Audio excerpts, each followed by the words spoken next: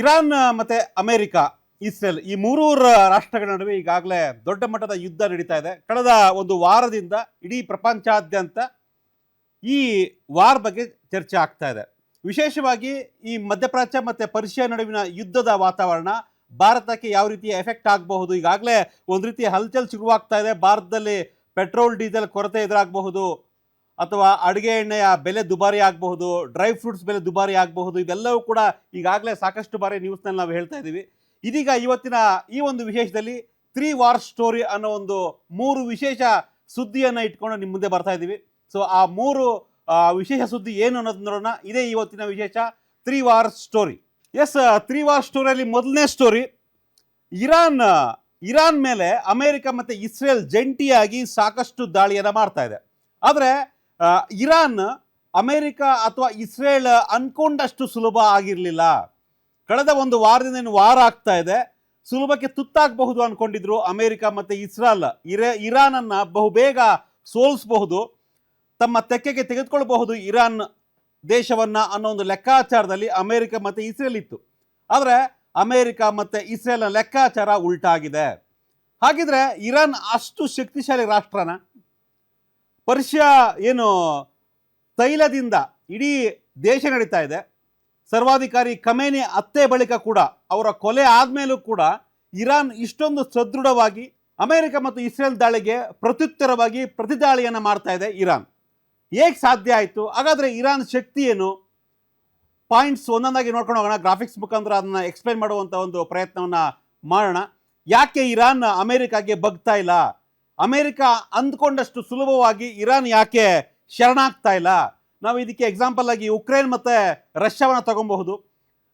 Russia ಕೂಡ ಅಂದ್ಕೊಂಡಿತ್ತು Ukraine ಸುಲಭವಾಗಿ ತುತ್ತಾಗ್ಬಿಡುತ್ತೆ, ಚಿಕ್ಕ ದೇಶ ಬಿಡು, ನಮ್ಗೆ ಯಾವ ಲೆಕ್ಕ ಅನ್ನೋ ಲೆಕ್ಕಾಚಾರದಲ್ಲಿ ರಷ್ಯಾ ಇತ್ತು. ಆದರೆ ರಷ್ಯಾದ ಲೆಕ್ಕಾಚಾರ ಹೇಗೆ ತಲೆಕೆಳಗಾಯಿತೋ ಅದೇ ರೀತಿಯ ಲೆಕ್ಕಾಚಾರ ಅಮೆರಿಕ ಮತ್ತು ಇಸ್ರೇಲ್ ವಿಚಾರದಲ್ಲಿ ಎರಡೂ ರಾಷ್ಟ್ರಗಳು ಒಟ್ಟಾಗಿ ಜಂಟಿಯಾಗಿ ದಾಳಿ ಮಾಡಿದ್ರು ಕೂಡ ಅದಕ್ಕೆ ಕೊಲ್ಲಿ ರಾಷ್ಟ್ರಗಳು ಕೂಡ ಸಪೋರ್ಟಿವ್ ಆಗಿ ನಿಂತ್ಕೊಂಡಿದ್ದಾವೆ. ಆದರೆ ಇರಾನನ್ನು ಅಷ್ಟು ಸುಲಭವಾಗಿ ಬಗ್ಗುಬಡಿಯೋಕ್ಕೆ ಆಗ್ತಾ ಇಲ್ಲ. ಸೊ ಏನು ಕಾರಣ?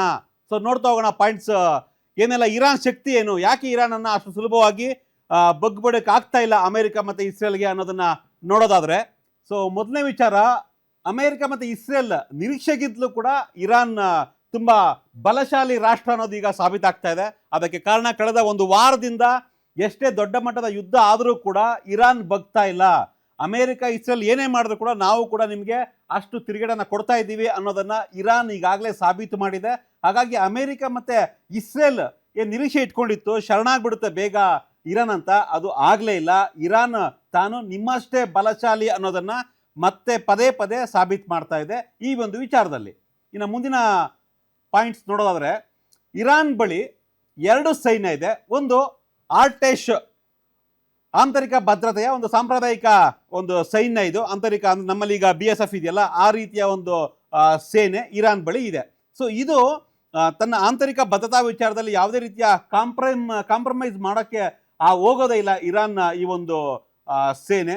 ಅಂದರೆ ತನ್ನ ಆಂತರಿಕವಾಗಿ ಏನೆಲ್ಲ ಶಕ್ತಿ ಇದೆ ಆ ಶಕ್ತಿ ಸಾಮರ್ಥ್ಯವನ್ನು ತೋರ್ಪಡೋದಕ್ಕೆ ಈ ಆರ್ಟೇಶ್ ಇರಾನ್ ಯೂಸ್ ಮಾಡುತ್ತೆ. ಸೊ ಇದು ಅವರ ಬಳಿ ಇರ್ತಕ್ಕಂಥ ಮೊದಲನೇ ಒಂದು ಸೈನ್ಯದ ಒಂದು ಪ್ಯಾಟ್ರನ್ನು. ಎರಡನೇದು IRGC, Islamic Revolutionary Guard Corps. ಇದು ಕೂಡ ಇರಾನ್ನ ಒಂದು ದೊಡ್ಡ ಶಕ್ತಿ ಅಂತಲೇ ಹೇಳ್ಬೋದು. ಸಹಜವಾಗಿಯೇ ಇರಾನ್ ತನ್ನ ಇಡೀ ವಾರ್ಷಿಕವಾಗಿ ಬಜೆಟ್ನಲ್ಲಿ ಒಂದು 500 ಕೋಟಿ ರೂಪಾಯಿಯಷ್ಟು ಕೊಡುತ್ತೆ. ಅಂದರೆ ಭದ್ರತಾ ದೃಷ್ಟಿಯಿಂದ ಸೇನೆಗೆ 500 ಕೋಟಿ ರೂಪಾಯಿ ಮಾತ್ರ ಮೀಸಲಿಡುತ್ತೆ. ಆದರೆ ಅದು ಇರಾನ್ ತನ್ನ ಬಜೆಟ್ನಲ್ಲಿ ಮೀಸಲಿರ್ತಕ್ಕಂಥ ಹಣ. ಆದರೆ ಇಡೀ ಪ್ರಪಂಚದ ಸುಮಾರು 20% ಏನು ತೈಲ ಇದು ಇರಾನ್ನಿಂದ ಹೋಗುತ್ತೆ ಬೇರೆ ಬೇರೆ ದೇಶಗಳಿಗೆ ತೈಲ, ಆ ತೈಲದಲ್ಲಿ ಬರುವಂಥ ಆದಾಯದ 1% ಅಷ್ಟು ಕೂಡ ತನ್ನ ಭದ್ರತೆ ಮತ್ತು ತನ್ನ ಇಡೀ ದೇಶದ ಸೈನ್ಯಕ್ಕೆ ಮೀಸಲಿಡುತ್ತೆ. ಅದು ಅತ್ಯಂತ ಹೆಚ್ಚಿನ ಹಣವನ್ನು ಇರಾನ್ ತನ್ನ ಸೇನೆಗೆ ಮೀಸಲಿಡುತ್ತೆ. ಹೀಗಾಗಿ ಈ ಎರಡೂ ಶಕ್ತಿಗಳಿದ್ದಾವೆ, ಅದೆರಡೂ ಕೂಡ ಸ್ಟ್ರಾಂಗ್ ಆಗಿದೆ ಇರಾನ್ ಬೇಸ್ಗೆ. ಇನ್ನು ಮುಂದಕ್ಕೆ ಹೋಗೋದಾದರೆ 80,000ಕ್ಕೂ ಹೆಚ್ಚು ಡ್ರೋನ್ ಇದೆಯಂತೆ ಇರಾನ್ ಬಳಿ. ಸದ್ಯಕ್ಕೆ 1,500 ಡ್ರೋನ್ ಮಾತ್ರ ಬಳಕೆ ಆಗಿದೆ. ಇದು ನಿಜಕ್ಕೂ ಕೂಡ ಒಂದು ರೀತಿ ಕುತೂಹಲವನ್ನು ಉಂಟು ಮಾಡುವಂತಹ ಒಂದು ಸತ್ಯ. ಯಾಕಂದರೆ ಅಮೆರಿಕ ಮತ್ತು ಇಸ್ರೇಲ್ ನಿರೀಕ್ಷೆ ಮಾಡಿರಲಿಲ್ಲ ಇರಾನ್ ಇಷ್ಟು ದೊಡ್ಡ ಮಟ್ಟದಲ್ಲಿ ಡ್ರೋನ್ಗಳನ್ನು ನಮ್ಮ ಮೇಲೆ ದಾಳಿ ಮಾಡುತ್ತೆ ಅಂತ. ಸೊ ಆದರೆ ಇರಾನ್ ಬಳಿ ಸುಮಾರು 80,000ಕ್ಕೂ ಹೆಚ್ಚು ಡ್ರೋನ್ಗಳು ಈಗಾಗಲೇ ಇದಾವೆ ಅನ್ನೋದು ಜಗತ್ತಿಗೆ ಗೊತ್ತಾಗಿದೆ. ಅದಕ್ಕೆ ಸಾಕ್ಷಿ ಎಂಬಂತೆ ಕಳೆದ ಒಂದು ವಾರದಿಂದ ಸುಮಾರು ಅಧಿಕೃತ ಮಾಹಿತಿ ಇಲ್ಲ ಇದ್ರ ಬಗ್ಗೆ, ಆದರೆ 1,500ಕ್ಕೂ ಹೆಚ್ಚು ಡ್ರೋನ್ಗಳನ್ನು ಅಮೇರಿಕಾ ಮೇಲೆ, ಅಂದರೆ ಅಮೇರಿಕಾ ಸೇನಾ ನೆಲೆಗಳ ಮೇಲೆ ಅಥವಾ ಇಸ್ರೇಲ್ ಮೇಲೆ, ಕೊಲ್ಲಿ ರಾಷ್ಟ್ರಗಳ ಮೇಲೆ, ದುಬೈ ಆಗಿರ್ಬೋದು, ಕತಾರ್ ಆಗಿರ್ಬೋದು, ಈ ರಾಷ್ಟ್ರಗಳ ಮೇಲೆ ಇರಾನ್ ಈಗ ಡ್ರೋನ್ಗಳ ಬಳಕೆ ಮಾಡಿದೆ. ಇದು ಒಂದು ರೀತಿ ನುಂಗಲಾರದ ತುತ್ತಾಗ್ತಾ ಇದೆ ಅಮೇರಿಕಾ ಮತ್ತೆ ಇಸ್ರೇಲ್ಗೆ. ಇನ್ನು ವಿಶೇಷ ಏನಪ್ಪಾ ಅಂದ್ರೆ, ಇಷ್ಟೊಂದು ಡ್ರೋನ್ಗಳನ್ನ ಬಳಕೆ ಹೇಗ್ ಮಾಡ್ತಾ ಇದೆ ಇರಾನ್ ಅನ್ನೋ ಒಂದು ಕುತೂಹಲ ಇತ್ತು. ಅದಕ್ಕೆ ಕಾರಣ ಏನಪ್ಪಾ ಅಂದ್ರೆ, ತುಂಬಾ ಕಡಿಮೆ ರೇಟಿನ ಡ್ರೋನ್ಗಳನ್ನ ಇರಾನ್ ಬಳಕೆ ಮಾಡ್ತಾ ಇದೆ. ಸೊ ಈ ಡ್ರೋನ್ಗಳನ್ನ ಬಳಕೆ ತುಂಬಾ, ಅಂದ್ರೆ ಅದ ಖರ್ಚು ವೆಚ್ಚ ತುಂಬಾ ಕಡಿಮೆ ಇರುತ್ತೆ ಇರಾನ್ಗೆ. ಸೊ ಇದನ್ನ ಹೊಡಿಬೇಕು ಅಂದ್ರೆ ಅಮೆರಿಕ ಮತ್ತೆ ಇಸ್ರೇಲ್ಗೆ ತಮ್ಮ ಏರ್ ಡಿಫೆನ್ಸ್ ಸಿಸ್ಟಮ್ ಏನಿದೆ ಅದಕ್ಕೆ ದುಬಾರಿ ವೆಚ್ಚವನ್ನ ಮಾಡಬೇಕಾದಂತ ಅನಿವಾರ್ಯತೆ ಇರುತ್ತೆ. ಹಾಗಾಗಿ ತುಂಬಾ ದೊಡ್ಡ ಮಟ್ಟದ, ಅಂದ್ರೆ ಇರಾನ್ ಈ ಒಂದು ಡ್ರೋನ್ಗಳನ್ನ ಬಳಕೆ ಮಾಡೋದಕ್ಕೆ ಕಡಿಮೆ ಹಣವನ್ನ ಖರ್ಚು ಮಾಡಿದ್ರೆ, ಅಮೆರಿಕ ಮತ್ತೆ ಇಸ್ರೇಲ್ ಇದನ್ನ ಒಡೆಯೋದಕ್ಕೆ, ಇದನ್ನ ನಾಶ ಮಾಡೋದಕ್ಕೆ ಸಾಕಷ್ಟು ಹಣವನ್ನ ಖರ್ಚು ಮಾಡುವಂತಹ ಒಂದು ಅನಿವಾರ್ಯತೆ ಕ್ರಿಯೇಟ್ ಆಗ್ಬಿಟ್ಟಿದೆ ಇವತ್ತು. ಸೊ ಮುಂದೆ ನೋಡ್ತಾ ಹೋದ್ರೆ ನಾವು ಅದನ್ನ, ಸೊ ಈ ಒಂದು ಇರಾನ್ ಏನ್ ಬಳಕೆ ಮಾಡ್ತಾ ಇದೆ ಈ ಡ್ರೋನ್ಗಳ ಬೆಲೆ ಸುಮಾರು 15ರಿಂದ 20 ಲಕ್ಷ ಅಥವಾ 30 ಲಕ್ಷ ಆಗ್ಬೋದು.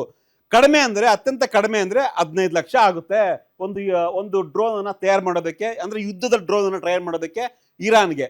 ಇದೇ ಒಂದು ಡ್ರೋನ್ ಅನ್ನ ಹೊಡೆಯೋದಕ್ಕೆ ಅಮೆರಿಕಾಗೆ ಅಥವಾ ಇಸ್ರೇಲ್ಗೆ ಸುಮಾರು ಒಂದು ಡ್ರೋನ್ ಹೊಡೆಯೋದಕ್ಕೆ ಆಂಟಿ ಡಿಫೆನ್ಸ್ ಸಿಸ್ಟಮ್ ಅನ್ನ ಆಕ್ಟಿವ್ ಮಾಡಿಬಿಟ್ಟು ಒಮ್ಮೆ ಡ್ರೋನ್ಗಳನ್ನ ಹೊಡಿಬೇಕು ಅಂದ್ರೆ ಸುಮಾರು 30 ಕೋಟಿಗೂ ಹೆಚ್ಚು ಖರ್ಚಾಗಬಹುದು ಅನ್ನೋ ಲೆಕ್ಕಾಚಾರ ಇದೆ. ಅಂದ್ರೆ 20 ಲಕ್ಷದಲ್ಲಿ ಅಥವಾ 33 ಕೋಟಿಯಲ್ಲಿ ಒಂದು ಡ್ರೋನ್ ಅನ್ನ ಹೊಡಿಬಹುದು. ಅದನ್ನ ಹೊಡೆಯದ ತಡಿಬೇಕು ಅಂದ್ರೆ ಅಮೆರಿಕಾಗೆ 33 ಕೋಟಿ ಬೇಕು. ಒಂದ್ ವೇಳೆ ಬಿಟ್ಬಿಟ್ರೆ ಆ ಡ್ರೋನ್ ಅನ್ನ ಅದು ಮಾಡುವಂತಹ ಒಂದು ಎಫೆಕ್ಟ್ ಇದೆಯಲ್ಲ, ತುಂಬಾ ದೊಡ್ಡ ಮಟ್ಟದ ಎಫೆಕ್ಟ್ ಕ್ರಿಯೇಟ್ ಮಾಡ್ಬಿಡುತ್ತೆ. ಎಸ್, ನಾವು ಇಷ್ಟೊತ್ತು ಡ್ರೋನ್ ಬಗ್ಗೆ ನೋಡ್ತಾ ಇದ್ವಿ. ಈಗ ಕ್ಷಿಪಣಿಗಳ ಬಗ್ಗೆ ನೋಡೋಣ. ಕ್ಷಿಪಣಿ ಅಂದ್ರೆ ಇರಾನ್ ಅನ್ನ ಕ್ಷಿಪಣಿ ರಾಷ್ಟ್ರ ಅಂತಾನು ಕರೀತಾರೆ. ಅದಕ್ಕೆ ಕಾರಣ ಸುಮಾರು 10,000 ಕ್ಷಿಪಣಿಗಳು ಈಗಾಗಲೇ ಇರಾನ್ ಬಳಿ ಇದಾವೆ. ಈಗಾಗಲೇ 1000 ಕ್ಷಿಪಣಿಯನ್ನ ಪ್ರಯೋಗ ಮಾಡಿದೆ ಅನ್ನೋ ಲೆಕ್ಕಾಚಾರ ಕೂಡ ನಮಗೆ ಮಾಹಿತಿ ಬರ್ತಾ ಇದೆ. ಅಂದ್ರೆ ಕ್ಷಿಪಣಿಗಳನ್ನು ಕೂಡ ಅಷ್ಟು ದೊಡ್ಡ ಮಟ್ಟದಲ್ಲಿ ಪ್ರಯೋಗ ಮಾಡುವಂತ ಅಥವಾ ಬೇರೆ ರಾಷ್ಟ್ರಗಳ ಮೇಲೆ ಪ್ರಯೋಗ ಮಾಡುವಂತ ಶಕ್ತಿ ಸಾಮರ್ಥ್ಯ ಇರಾನ್ಗೆ ಇದೆ. ಸೊ ಇನ್ನು ವಿಶೇಷ ಏನಪ್ಪಾ ಅಂದ್ರೆ, ಖಮೇನಿ ಹತ್ಯೆ ಆದ್ರೆ ತಕ್ಷಣ ಇರಾನ್ ತಣ್ಣಗಾಗ್ಬಿಡುತ್ತೆ, ಶರಣಾಗ್ಬಿಡುತ್ತೆ ಅನ್ನೋ ಲೆಕ್ಕಾಚಾರದಲ್ಲಿ ಅಮೆರಿಕ ಮತ್ತೆ ಇಸ್ರೇಲ್ ಇತ್ತು. ಆದ್ರೆ ಎಷ್ಟೇ ಸಾವು ನೋವಾದ್ರೂ ಕೂಡ ಇರಾನ್ ತಣ್ಣಗಾಗ್ತಾ ಇಲ್ಲ, ಅಂದ್ರೆ ಶರಣಾಗ್ತಾ ಇಲ್ಲ, ಸುಮ್ಮನಾಗ್ತಿಲ್ಲ. ನೀವು ಹೊಡಿತೀರಾ, ನಾವು ಹೊಡಿತೀವಿ ಅನ್ನೋ ಲೆಕ್ಕಾಚಾರದಲ್ಲಿ ಈಗಾಗಲೇ ಯುದ್ಧದ ಪ್ರತಿಕ್ರಿಯೆಯನ್ನು ಕೊಡ್ತಾ ಇದೆ ಇರಾನ್, ಇಸ್ರೇಲ್ ಮತ್ತೆ ಅಮೆರಿಕಾಗೆ. ತಾನು ನಿಲ್ಲಿಸ್ತಾನೆ ಇಲ್ಲ ಈ ಒಂದು ಅಟ್ಯಾಕ್ ಅನ್ನ. ಎಸ್, ಇನ್ನು ಮುಂದೆ ನೋಡೋದಾದ್ರೆ, ಇರಾನ್ ಸುತ್ತಮುತ್ತಲಿನ ಗಲ್ಫ್ ರಾಷ್ಟ್ರಗಳಿಗೆ ಅಟ್ಯಾಕ್ ಮಾಡುವ ನಿರೀಕ್ಷೆಯನ್ನ ಸಹಜವಾಗಿಯೇ ಇಟ್ಕೊಂಡಿರಲಿಲ್ಲ ಅಮೆರಿಕ ಮತ್ತೆ ಇಸ್ರೇಲ್. ಅಂದ್ರೆ ಈಗ ದೋಹಾ, ದುಬೈ, ಕತಾರ್ ಈ ತರ ನಗರಗಳ ಮೇಲೆ, ದೇಶಗಳ ಮೇಲೆ ಇರಾನ್ ಅಟ್ಯಾಕ್ ಮಾಡುತ್ತೆ ಅನ್ಕೊಂಡಿರ್ಲಿಲ್ಲ. ಆದ್ರೆ ಇರಾನ್ ತನ್ನ ರಕ್ಷಣೆಗೆ ಅಗತ್ಯ ಇರುವಂತಹ ಎಲ್ಲಾ ಒಂದು ಶಕ್ತಿ ಸಾಮರ್ಥ್ಯವನ್ನ ಈಗ ಪ್ರದರ್ಶನ ಮಾಡ್ತಾ ಇದೆ.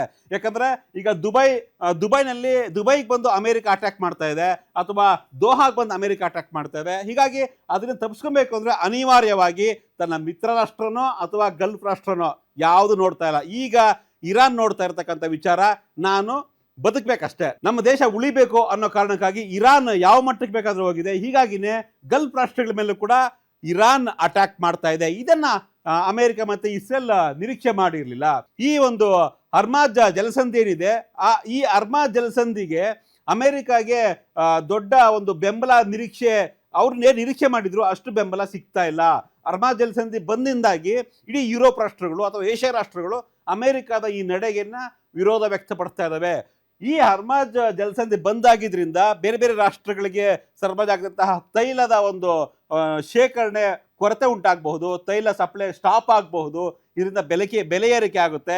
ಇಡೀ ಪ್ರಪಂಚಕ್ಕೆ ಇದು ಸಂಕಷ್ಟವನ್ನು ತಂದೊಡ್ಡಬಹುದು ಅನ್ನೋ ಒಂದು ಲೆಕ್ಕಾಚಾರ ಇದೆ. ಹೀಗಾಗಿ ಅಮೆರಿಕ ಮತ್ತೆ ಟ್ರಂಪ್ ಏನ್ ಮಾಡ್ತಾ ಇದ್ದಾರೆ ಅಥವಾ ಇಸ್ರೇಲ್ ಏನ್ ಮಾಡ್ತಾ ಇದೆ, ಇದು ಸರಿಯಲ್ಲ ಅನ್ನೋ ಒಂದು ಭಾವನೆ ದಿನೇ ದಿನೇ ಹೆಚ್ಚಾಗ್ತಾ ಇದೆ. ಅಂದ್ರೆ ಇರಾನ್ ಪರವಾಗಿ ಈಗ ಒಂದು ರೀತಿಯ ಬೆಂಬಲ ವ್ಯಕ್ತವಾಗ್ತಾ ಇದೆ. ಈ ಯುದ್ಧದ ವಿರುದ್ಧವಾದಂತಹ ನಡೆ ಈಗ ಏಷ್ಯಾ ರಾಷ್ಟ್ರ ಆಗಿರ್ಬೋದು ಅಥವಾ ಯುರೋಪ್ ಒಕ್ಕೂಟ ಆಗಿರ್ಬೋದು, ಅಮೆರಿಕ ಅಥವಾ ಟ್ರಂಪ್ನ ಬೆಂಬಲಕ್ಕೆ ನಿಲ್ತಾ ಇಲ್ಲ. ಇದನ್ನ ನಿರೀಕ್ಷೆ ಮಾಡಿರಲಿಲ್ಲ ಟ್ರಂಪ್ ಹಾಗೂ ಇಸ್ರೇಲ್ನ ನೆಹನ್ಯಾತು.